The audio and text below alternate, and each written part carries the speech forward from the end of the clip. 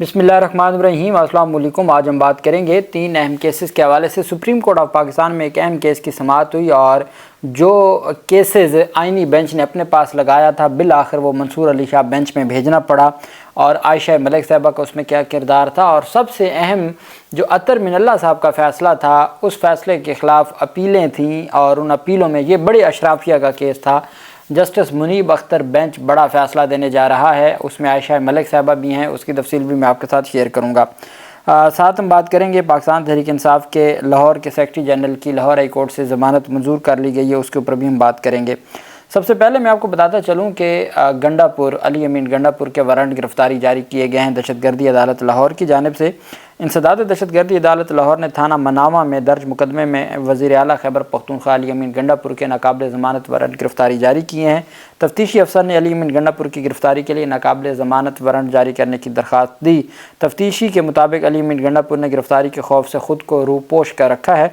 अदालत ने हुक्म दिया कि मुलज़िम अली अमीन गंडापुर के नाकाबिल ज़मानत वारंट गिरफ़्तारी जारी किए जाते हैं।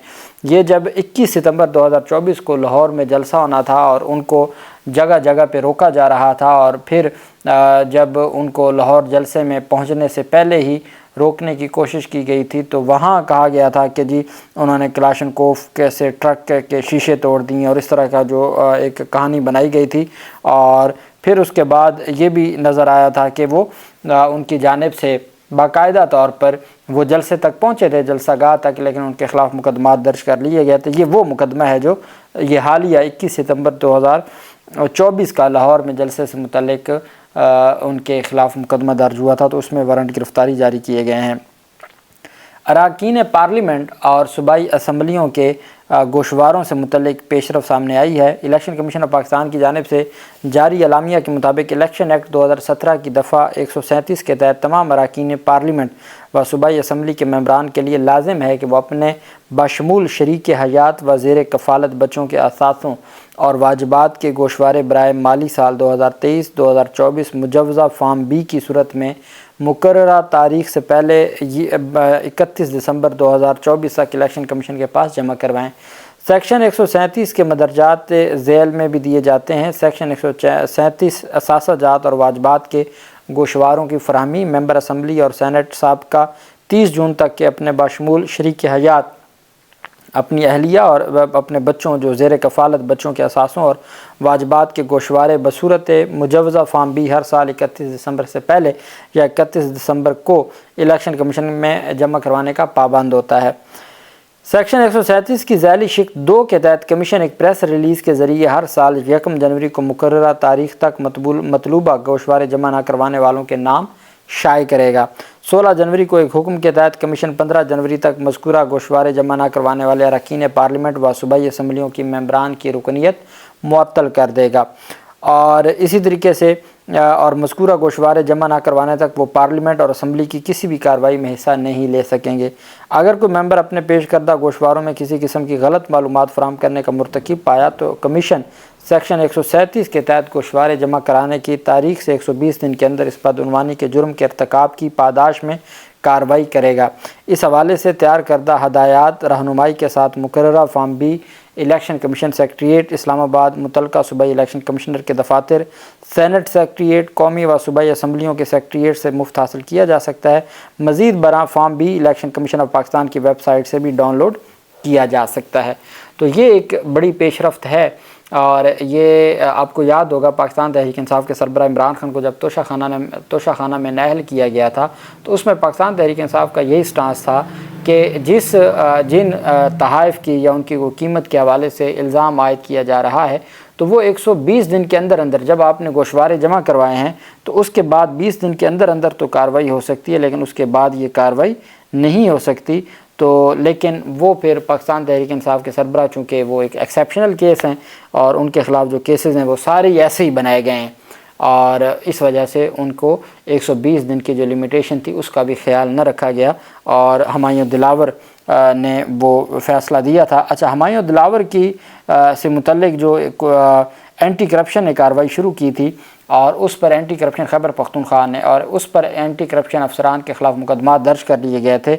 अब सरकारी मुलाजिम ने जज हुमायूं दिलावर के ख़िलाफ़ सोशल मीडिया प्रोपेगेंडा से मुतल्लिक केस में नामज़द KP के सरकारी मुलाजिम ने اخراج مقدمہ کی درخواست اسلام آباد ہائی کورٹ میں دائر کر دی ہے۔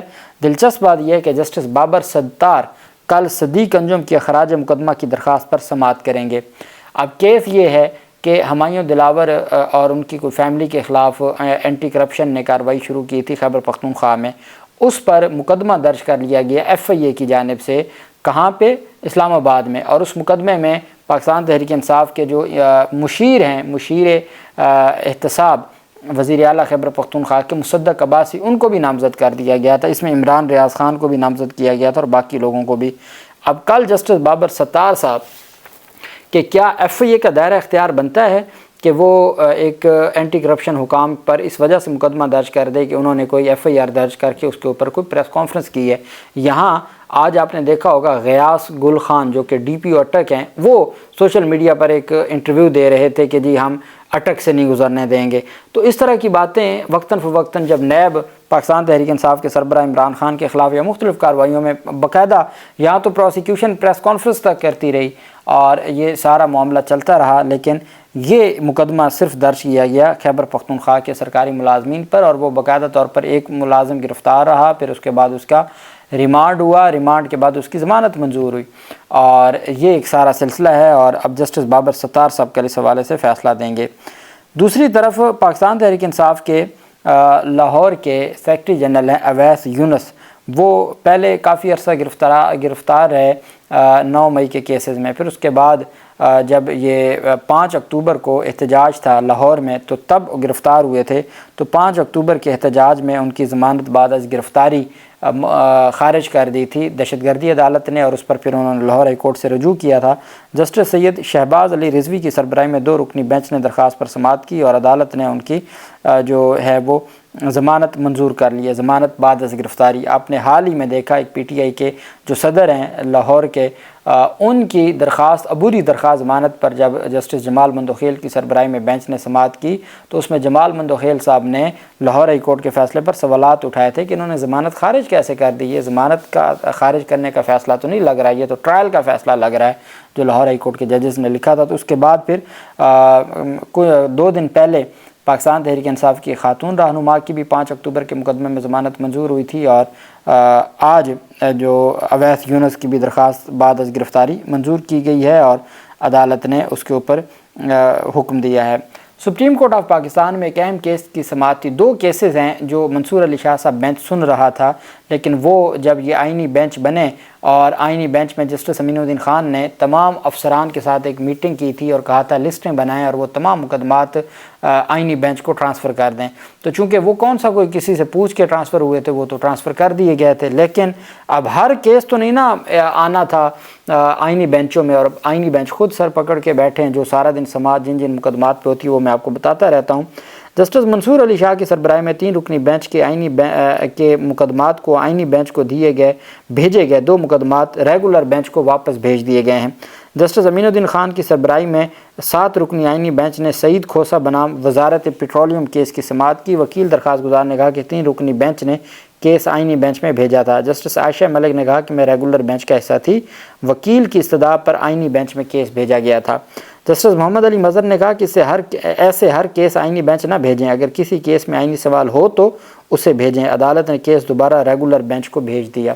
اب منصور علی شاہ سینئر پیونی جج ہیں، لیکن جو آئینی بینچ ہے اس کے جو ممبران ہیں وہ آپ اندازہ لگائیں، وہ فرما رہے ہیں کہ ایسے نہ ہر کیس ادھر بھیج دیا کریں، جو کیس بنتا ہے وہی بھیجا کریں۔ اور جسٹس منصور علی شاہ صاحب کی سربراہی میں 3 رکنی بینچ نے 23 اکتوبر کو مقدمہ آئینی بینچ کو بھیجا تھا، اس میں جسٹس عائشہ ملک اور جسٹس عقیل عباس شامل تھے۔ ایک ہاؤسنگ سوسائٹی سے متعلق کیس تھا، آئینی بینچ نے ہاؤسنگ سوسائٹی سے متعلق کیس بھی ریگولر بینچ بھیج دیا۔ جسٹس عائشہ ملک نے ریمارک کیا کہ مقدمات کبھی ایک بینچ تو کبھی دوسرے بینچ جا رہے ہیں۔ دوسرے فریق کے وکیل نے استدعا کی تھی کہ کیس آئینی بینچ کو بھیجیں۔ وکیل درخواست گزار سلمان اسلم بٹ نے کہا کہ ہم نے استدعا نہیں کی تھی کہ کیس آئینی بینچ کو بھیجیں، لیکن یہ ایک ایسا معاملہ ہے کہ جس کے اوپر جو تضادات ہیں یا معاملات ہیں وہ اتنے آسانی کے ساتھ چیزیں آگے نہیں بڑھ رہیں، اور جو چیزیں ہیں اس کو آئین اور قانون کے مطابق دیکھا جانا چاہیے۔ آخر میں آپ کو بتا دوں کہ جو ایک بڑی پیش رفت سامنے آئی ہے وہ ہے ججز، بیوروکریٹس، سرکاری افسران کو اسلام آباد میں جو پلاٹ الاٹ کر کے ہاؤسنگ اتھارٹی کے منصوبوں F12 G12 F15 F16 مقدمے میں سپریم کورٹ آف پاکستان نے جو فیصلہ محفوظ کیا تھا وہ کل صبح فیصلہ سنانے جا رہا ہے۔ جسٹس منیب اختر کی سربراہی میں یہ 3 رکنی بینچ ہے، جسٹس محمد علی مظہر اور جسٹس عائشہ ملک صاحبہ۔